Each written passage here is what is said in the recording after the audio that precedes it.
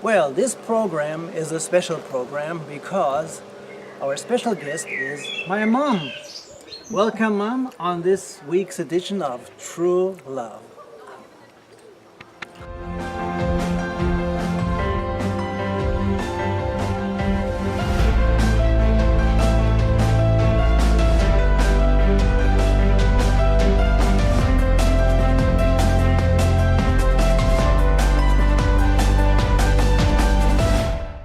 My mom understands English too, but of course she's a little bit, yes, of course. But her native language is German, and so I'm going to ask her a couple of questions in German too, and then later I'll translate them so that we know what is being said. And she will, of course, also answer in German because it's more comfortable for her. But a few sentences in English up front. So, Mom, how old are you? English. How old are you? Yes. I am 88. 88, okay. That's pretty old, right? Okay, that's still a long way for me to go, okay, until 88. But you have made it, 88. And you have had a very interesting life. And so today, dear viewers, we want to talk a little bit about my mom's life and also her family, things like this. And I think it's a great idea if we first talk about your mother, your mom. Now, her mom was born in 1897. Her mom, she grew up in a family that was not a family of believers, but they had some connection to church. But it didn't really make a big impact on their lives. So I'd like to talk about her mom first because there's something really interesting. So let's see. So your mom, you said she was a young girl. She got married at some point. She had some children. Mm-hmm. And she was a farmer's wife. Mm-hmm. And you had, I think, a field where you got potatoes from and things like this. And she was just a normal person, right? Yes. But then one day something happened. One day I believe she was out in the field and something happened. Mm-hmm. And that is the story I think that my mother can share now, but in German first. So, dann ist ihr plötzlich eine Gestalt erschienen Mhm. und hat gesagt, du musst dein Leben ändern. Ah. Ich bin Jesus und ich habe dich erlöst. Oh. Und meine Mutter fiel zu Boden Mhm. und betete laut, dass Gott ihr ihre Sünden vergeben möge und dass sie ab jetzt dem Herrn Jesus folgen wollte für ihr ganzes Leben. Und das hat sie dann auch getan. Mhm. Okay, so let me say this in English now. So one day as she was out there gathering the potatoes in the field, suddenly, as my mother said, there was a person. And this person spoke to her, and immediately she knew this was not just any person, but it was Jesus himself. Mhm. And Jesus said to her, you need to have your life changed. You need to get right with me, and I want you to follow me because I redeemed you. I paid with my blood for you. And as my mother explained in German a moment ago, that had a life-changing effect on her. And she knelt down and repented of her sins and gave her life to Jesus right there on that potato field. And then she went home. Now, what happened when she was home?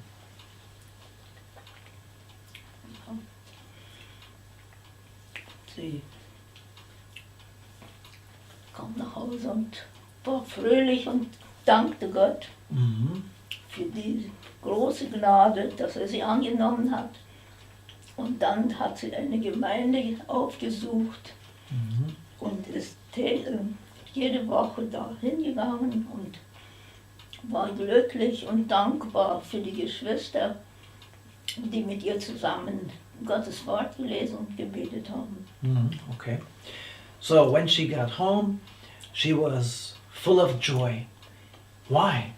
Because she had experienced God's mercy and grace. And it didn't take long, just a couple of days later, when she joined a congregation. Now this was not just any congregation, but a congregation where the love of Jesus was evident, and she found true love also in the brothers and sisters that she got to know there. And one thing I think is also interesting, because I very much remember it, when she came home, there was something about a mirror. Da hat sie sich immer, war sehr eitel, wollte immer die schönste von allen sein. Und dann hat sie den Spiegel genommen und hat ihn zerschlagen und gesagt, sie ist eitel gewesen, aber sie ist in Gottes. Gott hat sie so schön gemacht, dass sie keinen Spiegel mehr braucht, dass sie weiß, dass sie gut aussieht und dass sie gut ist, weil Jesus sie gut gemacht hat. Ah. Now this is really powerful. So one other thing that happened as she got home was that she went to this big mirror that she used to love. My grandmother, her mother, used to be a person who liked to look at herself. As my mother just explained, she was vain and would happily receive the compliments of other people, saying you're very beautiful and you look good, things like that. So when she came home, one of the first things that happened after this encounter with Jesus on that potato field was that she went to that mirror and smashed it, broke it into pieces. Why? Well, the reason that my mother gave was very simple. Jesus had given her an awareness of the fact that she was beautiful because of what he did for her. She did no longer have to depend on her own outward appearance, which at some point fades anyway. We all age. But at that moment she realized that she was beautiful because Jesus made her beautiful. He bestowed his beauty, his righteousness, his peace, his love onto her. And from that moment on, she had a beauty, an inward beauty that of course was so much more precious than any outward beauty. Now here's a question. What do you think, dear viewer? Do you think that when such a thing happens, everybody is just happy, rejoicing? How did her husband react? Let's find out. Die Leute, die sie vorher gekannt hatten, die konnten sich das gar nicht vorstellen, dass sie jetzt so anders aussieht. Und im ganzen Ort hieß es, sie ist nicht mehr ganz dicht, sie ist nicht normal, sie ist verrückt geworden. Und selbst ihr Mann war enttäuscht und wusste nicht, was er davon halten sollte. Aber sie hat trotzdem ihr Leben so weitergeführt und sie wurde kurze Zeit später, haben die Leute alles anders über sie kennengelernt. Sie war glücklich und zufrieden und hilfsbereit für jeden Menschen. Und sie hat ihr Leben so geführt, dass alle gesagt haben, es ist viel besser mit ihr geworden. Sie ist viel schöner als vorher. Trotz der Schminke, ohne Schminke. Yeah, okay, right. So what my mother just said was, her husband was not amused, to put it lightly. He was really disappointed. What happened? What had happened to his wife? And also the neighbors, the people that used to know her, were shocked. They thought she had gone crazy. She had lost her sanity. How could anybody be in love with Jesus? How could anybody talk about true love and have this kind of encounter?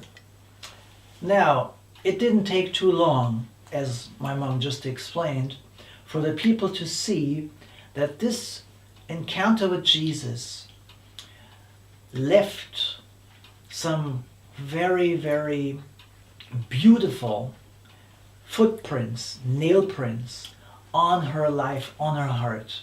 And the neighbors, they began to say, actually, she is a lot more beautiful now than she was before. Why? Because, as my mom explained, there was kindness, there was friendliness, there was gentleness in her heart, and she had those very lovely fruit that Jesus wants us to bear. Of course, it wasn't an easy life. As you can imagine, for a lady born in 1897, she also experienced the horrors of the Nazi regime. So I'd like to talk about this for a moment. Now, I know when you were a young girl, your mother, she followed Jesus, and of course she also taught you who Jesus was. But some of the neighbors, even the teachers at school, they didn't really like this message about Jesus. Now, specifically, I'd like to ask her, how did that teacher react? Because there was a teacher who happened to be a Nazi himself. Ja. Und ein Lehrer in der Schule, der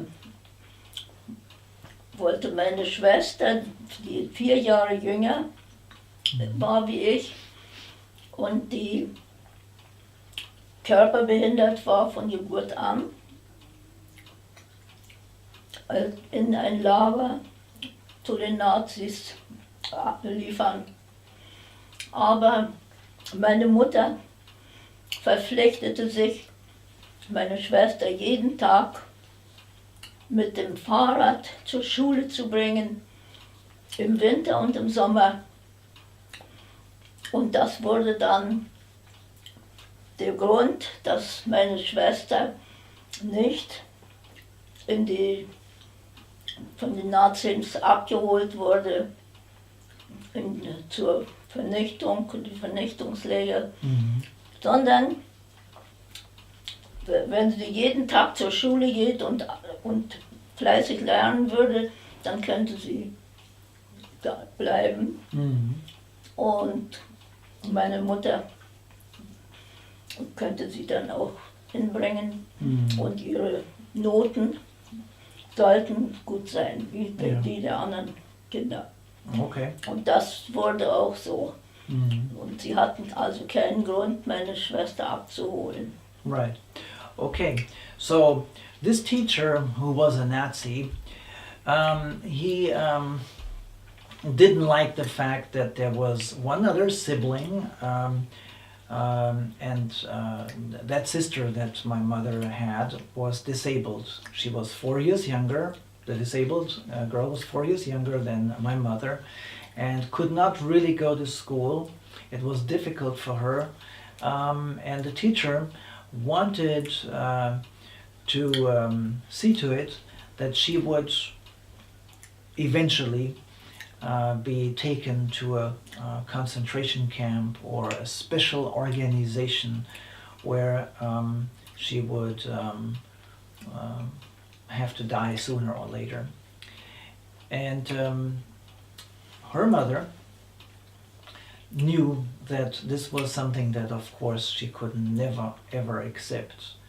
So she committed herself to taking her daughter, the disabled daughter, on her bike to school. It was quite a way, to and fro, summer or winter, and those winters they were very cold, and it was snow and everything. It was not easy by no means.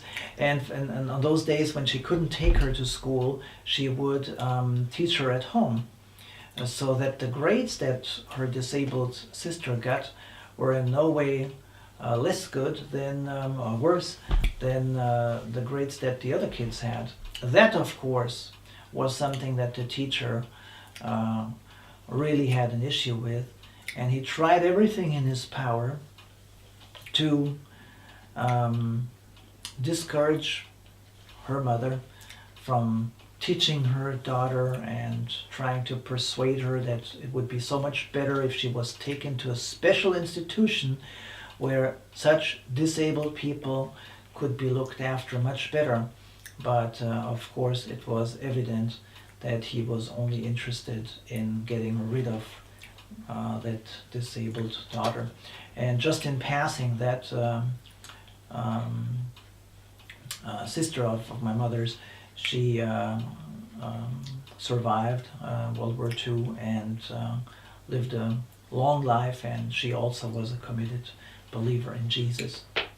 Well, one more thing that I'd like to briefly touch on is the neighbors. Okay, there was one neighbor that really didn't like your mother, right? Die hat das Haus angezündet, ja, aber es wurde noch rechtzeitig erkannt und meine Eltern konnten dann da drin wohnen bleiben. Und meine Mutter hing die Bettwäsche draußen auf und da hat sie dann die runtergenommen und in den Fluss geworfen, der ganz in der Nähe war. Und meine Mutter hat trotzdem sie nicht angezeigt, sondern sie hat gesagt, das tut mir leid, dass sie sowas machen müssen, obwohl ich ja im Grunde nichts getan habe. Ja. Ich hab da, nein. Okay. Und sie hat dann sich darüber gewundert, dass die Mutter so reagiert hat. Okay. Statt mit Hass und Zorn und mit Liebe und Freundlichkeit und Güte. Okay, let me say this in English too. So this neighbor again went even further than that. What the neighbor did was, for example, because of this envy, she, for example, took down her mother's laundry, from the laundry line outside, and just threw everything in the river close by. And when her mother noticed and eventually retrieved the laundry from the river, the neighbor was shocked to see that her mom did not repay this evil with evil and hatred, but actually she forgave her and she loved her nevertheless. That was true love in action. And one more thing, this neighbor did not stop there.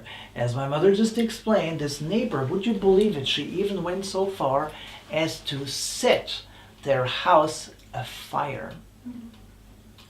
Now, by God's grace, the house and the people therein could still be saved, but of course you can imagine the fear, the panic, the horror of such an experience.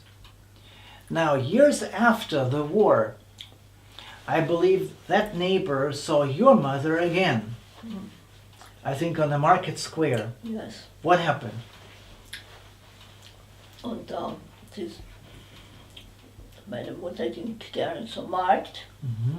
Und dann war sie einmal auf dem Markt und dann kam diese Nachbarin, die ihr so viel Böses getan hatte, und umarmte meine Mutter vor allen Leuten und kniete sich nieder und bat sie um Verzeihung, weil sie so böse gehandelt hatte an ihr.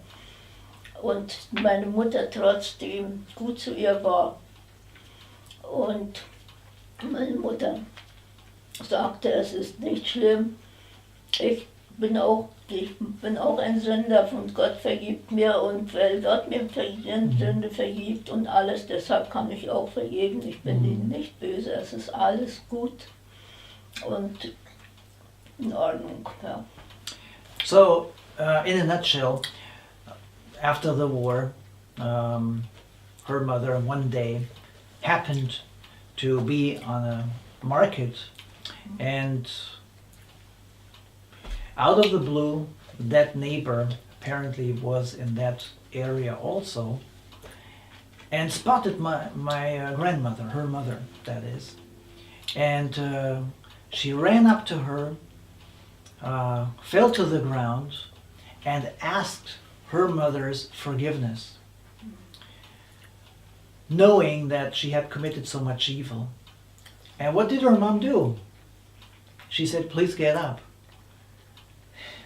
I'm a sinner myself. God has forgiven me, and I have every reason to also forgive others."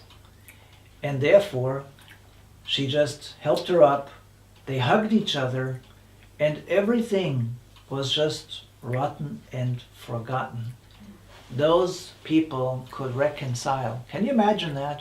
Do you remember when Jesus says in his word, "Love your enemies"? When I listen to these stories, and that's also one reason why I just had to get together with my mother and ask her if we could put that on video. Those stories, these are powerful stories. They shouldn't be forgotten. And they are evidence of the true love that we're talking about on this channel. This is not head knowledge. This is not fluffy feelings. This is real. Would you have been able to do what her mom did? Well, I think it's a wonderful example of somebody who really knows Jesus.